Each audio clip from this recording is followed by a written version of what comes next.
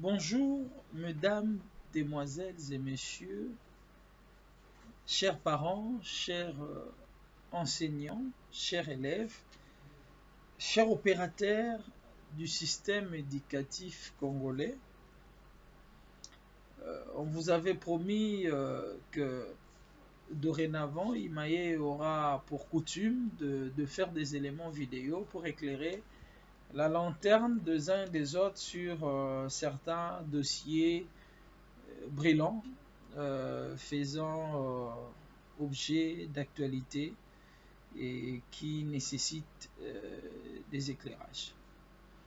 À ce jour, nous venons une fois de plus devant vous pour une mise au point s'agissant de l'information rendue publique par laquelle le ministère de l'enseignement primaire, secondaire et technique, donc par le secrétariat général, qui a estimé de désactiver un certain nombre d'écoles pour de fait de fonctionner avec des arrêtés que nous on ne souhaite pas parler des faux arrêtés, mais plutôt des arrêtés irréguliers, fonctionnant avec des arrêtés irréguliers.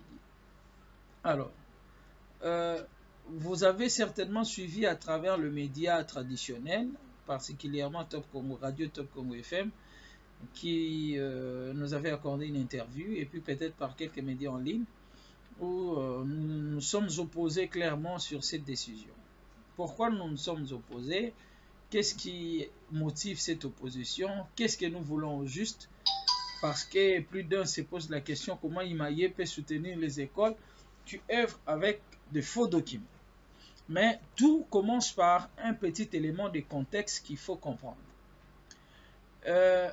Tout est parti avec le lancement de la gratuité. Vous savez, quand on a lancé la politique sur la gratuité, dans la préparation, dans la planification de cette politique, il était prévisible que tout au long de la mise en œuvre de la réforme de la politique sur la gratuité, qu'il y ait des afflux, c'est-à-dire bana baya ebele dans le circuit scolaire. Pour bana baya ebele, il faut pas côté à l'école, il faut que ces écoles-là reçoivent le frais de fonctionnement venant de l'État pour acheter des craies, les intrants, les consommables, bref. Et puis il faut que les enseignants soient payés. Et il faut aussi que l'école reçoive le manuel scolaire et des objets ou matériels didactiques. Mais il a été constaté que pendant un certain moment, l'État a carrément procédure, il y a enregistrement, il y a école au niveau, il y a CECOPE qui s'occupe un peu dans tout ça. Pourquoi l'État avait à Kangaki, c'est-à-dire pour éviter, parce que on sait tous qu'à un certain moment, l'État était faible, l'État ne pouvait pas supporter le coût de l'éducation dans notre pays. Alors, il y a ce qu'on appelait moratoire, c'est-à-dire qu'il y a une réalité qui existait sur le terrain, les écoles continuaient à être créées, les enseignants continuaient à être engagés, mais l'État se refusait d'accepter cette réalité pour des raisons diverses qui n'est pas l'objet de cette mise au point. Ça, c'est le premier élément. Alors, quand on a levé, il fallait lever cette moratoire pour permettre à ces écoles-là, qui certaines d'entre elles sont ou étaient publiques, de permettre à ce que bano bakoti na école wana ba bénéficier de la politique sur la gratuité. Ça, c'est de 1. Deuxièmement, il y a eu ORENU, opération rapide d'identification de nouvelles enseignants et de nouveaux établissements. Une grande opération qui a connu la participation de près de 130 personnes, qu'on appelait superviseurs nationaux, à travers toute la République, dans toutes les provinces éducationnelles, pour aller identifier, c'est-à-dire sur base des éléments, un travail fait sur terrain par CECOPE, le rapport partant de la base au niveau de l'école, contresigné par les chefs d'établissement, les représentants des écoles, les représentants des parents, le représentant de la société civile au niveau de l'école, remonté au niveau de la sous-division, signé par toutes ces personnes-là aussi au niveau de la sous-division, remonté au niveau de la province éducationnelle, signé par le prophète, par l'IPP, par le représentant syndicat au niveau de la province éducationnelle, par le représentant parents, par le représentant société civile. Et c'est le travail qui a été fait Mais malheureusement, il fallait au niveau national, qui est ce qu'on appelle une plénière, et pour que chaque superviseur a présenté problème à rencontrer qui est sur terrain, afin de permettre maintenant que toutes les préoccupations soient vidées. Après avoir vidé toutes les préoccupations, que le délégué signe aussi, les délégués que nous sommes, c'est-à-dire que le gouvernement, le représentant du parent, les coordinateurs, la société civile, les syndicats, pour que nous puissions signer au niveau national un fichier reprenant tous ces enseignants dans toutes les provinces éducationnelles. C'est un peu la procédure qui avait boité.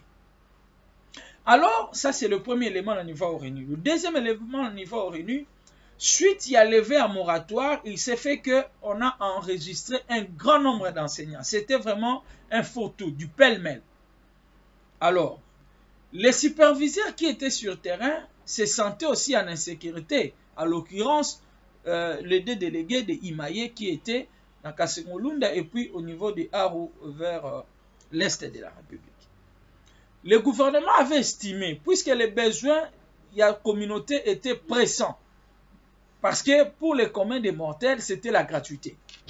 Le gouvernement avait estimé que les superviseurs, pour ne pas exposer à multiples dangers, qu'ils prennent toutes les données au présentaki pour qu'arrivant à Kinshasa, au cours de la plénière, nous puissions analyser au cas par cas et juger de l'opportunité Yako décider sur qui était prioritaire. Mais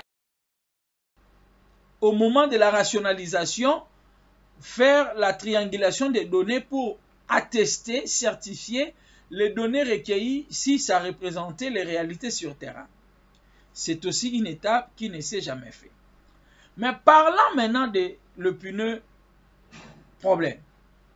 Pendant ONU, lors du traitement des dossiers, lors du traitement des données, parce que, en tout cas, en ce qui nous concerne, Ezalaki, Bofandi, au cours de la plénière, il a niveau province éducationnelle, l'excellent sous coordinateur avec l'école catholique, à l'équipe, à l'école na école na imo comme autant, à tant école wana, après si numéro arrêté, à l'akisi arrêté wana, prophète Atali, il peut pas Atali, ceux qui sont arrêtés à bien.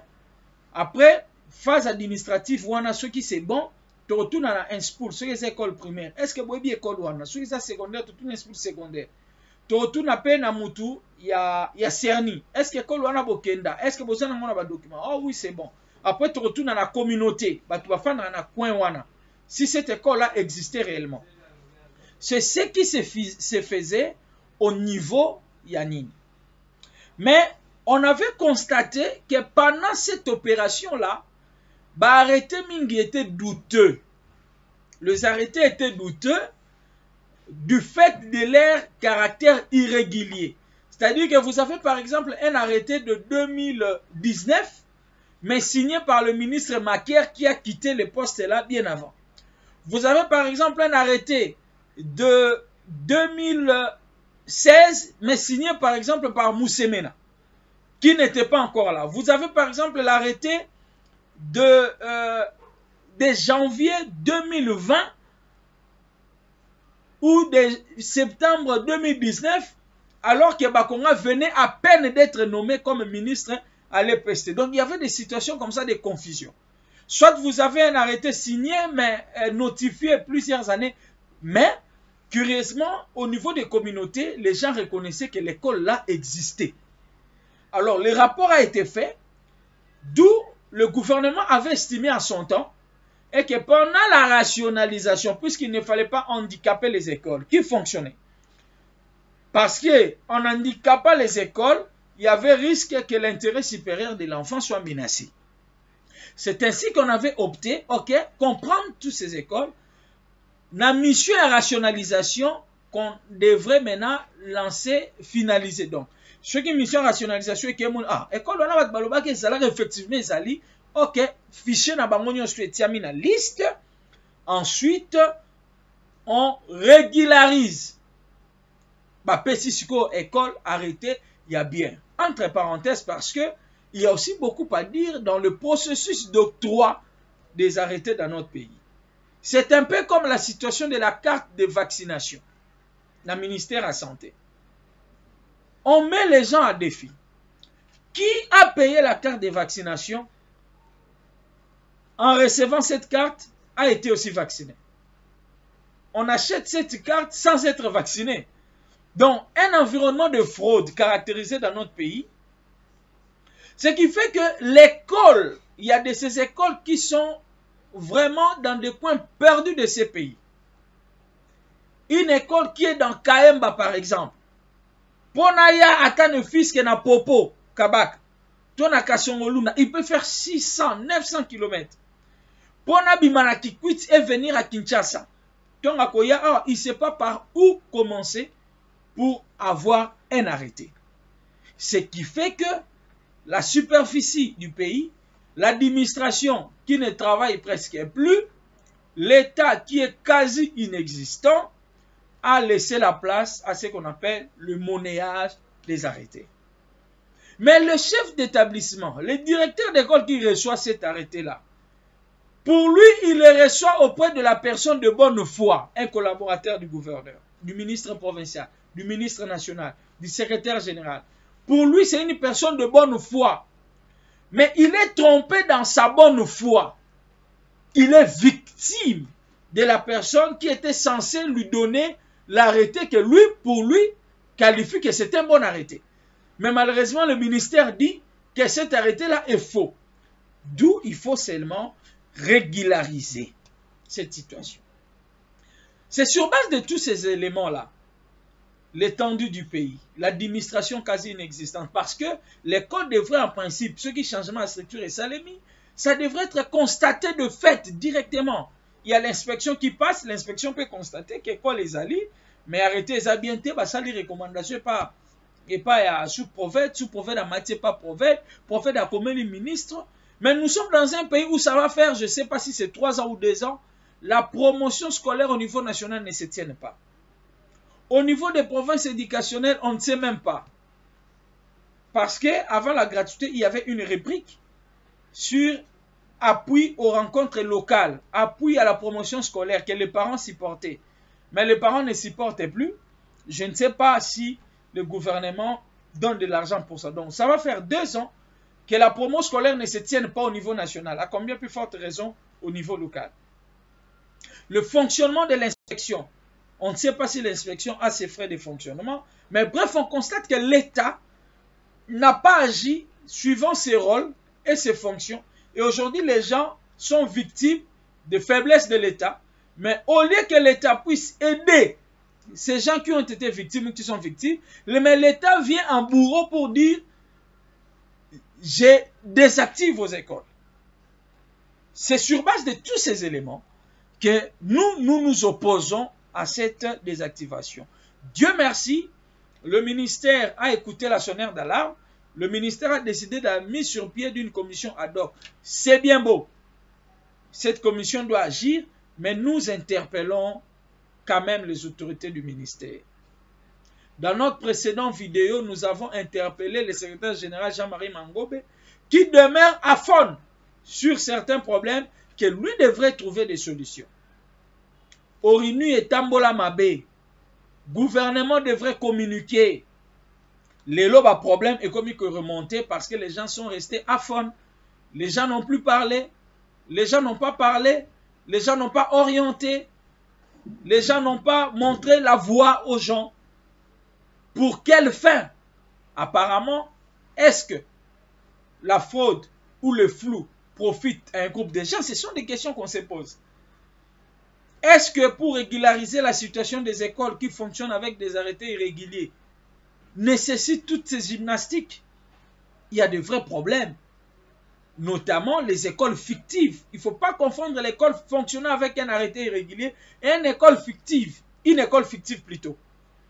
Une école fictive, c'est celle qui existe sur papier, peut-être aussi avec un arrêté signé en bonne et due forme, mais cette école-là reste que sur papier. Par contre, les écoles fonctionnant avec des arrêtés qualifiés d'irréguliers peuvent aussi exister. Ce sont des témoignages qu'on a eus lors des travaux de l'ONU. Mais malheureusement, par concours de circonstances, cette école n'a pas eu la chance de se voir être régularisée dans sa situation. Voilà un peu en quelque sorte les raisons qui poussent notre position par rapport à cette situation des écoles fonctionnant avec des arrêtés irréguliers. Donc, nous recommandons au ministère de régulariser la situation de ces écoles et de voir d'autres problèmes qui existent réellement bel et bien dans d'autres aspects. Merci. C'est pour IMAE ONG, Serge Wondedi, secrétaire général. À la prochaine occasion. Merci beaucoup.